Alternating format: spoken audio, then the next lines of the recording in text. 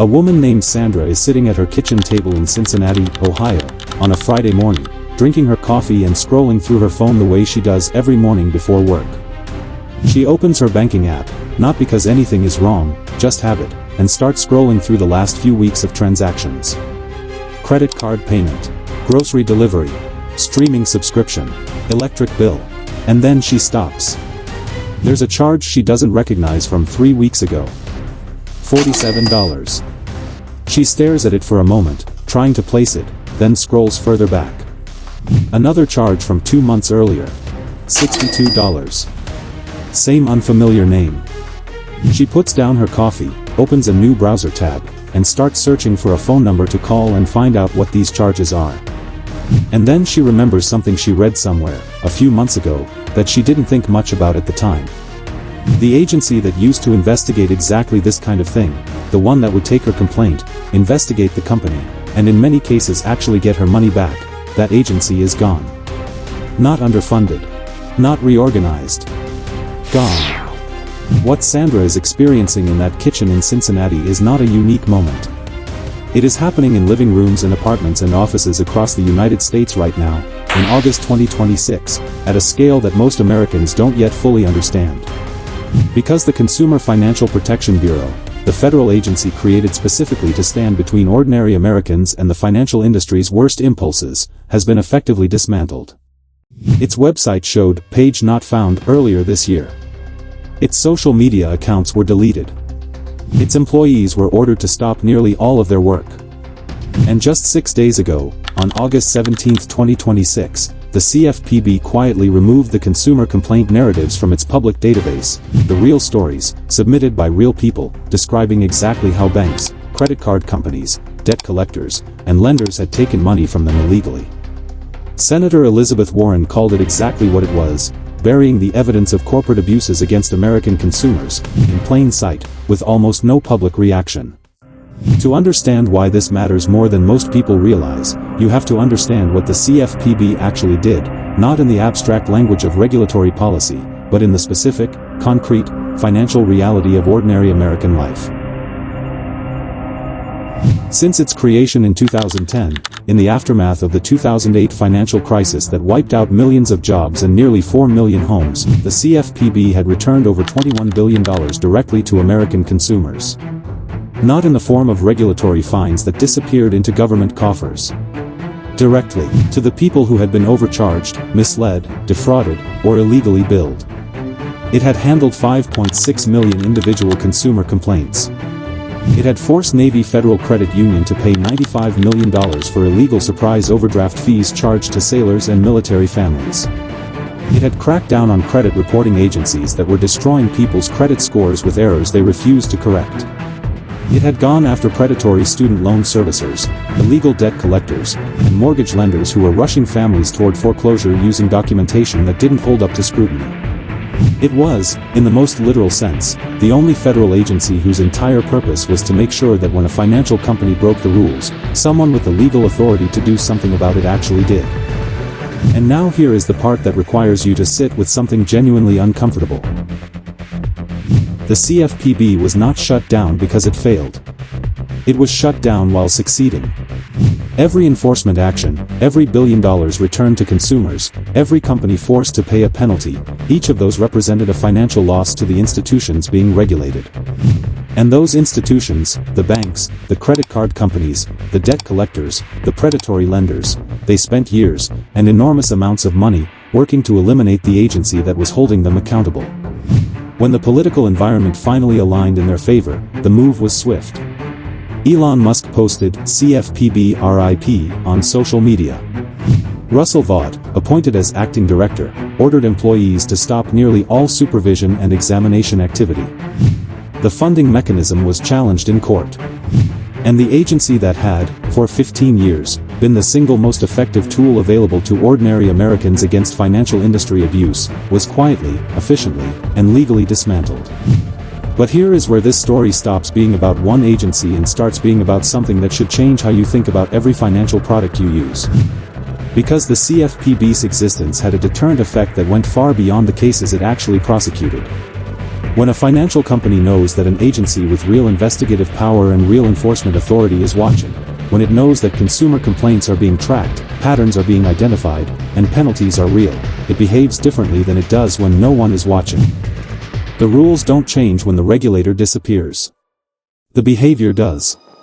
And the behavior that changes first is always the behavior that was most profitable to get away with, the surprise fees buried in the fine print, the credit reporting errors that were cheaper to ignore than correct, the debt collection tactics that were technically illegal but practically unchallenged because the people being harassed didn't have the resources to fight back individually. This connects directly to something that financial researchers have documented about the specific period before the CFPB existed. Before 2010, overdraft fees cost American consumers approximately $12 billion per year, many of them charged on transactions of less than $20, to people who had no idea the fee was coming. Before 2010, credit card companies could raise interest rates retroactively on existing balances, without meaningful notice, using contractual language that was designed to be unreadable. Before 2010, mortgage lenders were issuing loans they knew borrowers couldn't repay, with interest rate structures designed to reset to unaffordable levels after an initial period, because the short-term profit was worth more than the long-term consequence. A consequence that, in 2008, turned out to be catastrophic not just for individual families but for the entire global economy. The CFPB was created specifically because the financial industry, left without meaningful oversight, had demonstrated with precision and at enormous scale exactly what it would do. And now that oversight is gone. Now here is the detail that most coverage of this story has completely missed, and it is the detail that matters most for what happens next. When the CFPB removed consumer complaint narratives from its public database on August 17, 2026, it didn't just remove stories. It removed early warning infrastructure. Those complaint narratives were not just documentation of past harms, they were a real-time monitoring system that allowed researchers, journalists, state attorneys general, and consumer advocates to identify emerging patterns of corporate misconduct before they reached crisis scale. When a new type of fee starts appearing in complaints at an unusual rate, or when a specific company starts generating a spike in similar complaints from different states, or when a new financial product starts generating distress signals from consumers who don't yet understand what happened to them, that pattern is visible in the complaint database. Removing those narratives doesn't just protect the companies from scrutiny of past behavior. It blinds the entire system to what is happening right now, in real time, to real people. And what is happening right now, in the absence of federal consumer financial protection, is already becoming visible in the data that remains public. Credit card late fees, which the CFPB had moved to cap at $8, are returning to their previous levels of $30 or more after the rule was blocked. Overdraft fee revenue, which had declined significantly during the CFPB's most active enforcement period, is beginning to recover. Debt collection complaints to state attorneys general have increased in several states, as collectors who previously moderated their tactics in response to federal oversight adjust their behavior to the new reality. None of these are dramatic, headline-generating events. They are the slow, quiet, individually small changes that aggregate, over months and years, into billions of dollars moving from the accounts of ordinary people into the revenue of financial institutions. The exact same pattern, operating through the exact same mechanism, as every other hidden system this channel has examined. Small, gradual, perfectly legal, and almost invisible without someone watching.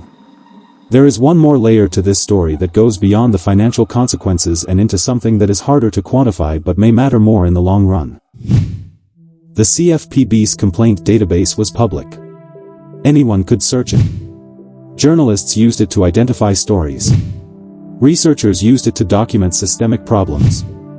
Lawyers used it to build class action cases.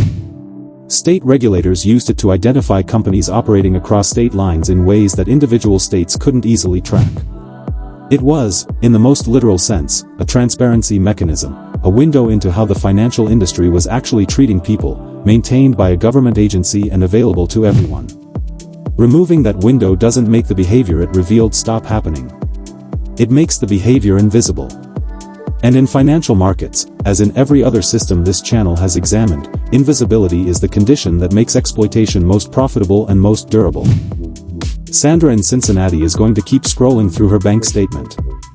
She's going to find a phone number, call it, wait on hold, eventually speak to someone who will tell her to dispute the charge with her credit card company, who will tell her to file a complaint with, and here she will pause, because the website now says page not found, and the account has been deleted, and the agency that used to answer that complaint and investigate that company and, in many cases, actually get people like Sandra their money back, that agency is gone. Not because it failed. Not because it wasn't needed. Because the people it was protecting Americans from finally had enough political power to make it disappear. And the most disturbing part of that sentence is not the disappearance itself. It is how quiet the disappearance was. How little it interrupted the news cycle. How completely it failed to generate the kind of sustained public outrage that its consequences, measured in billions of dollars and millions of families, arguably deserve. If pulling back the surface on the systems that quietly shape what you own, what you pay, and who is watching out for you, or who stopped, is something that matters to you, subscribe to the Uncovered Context.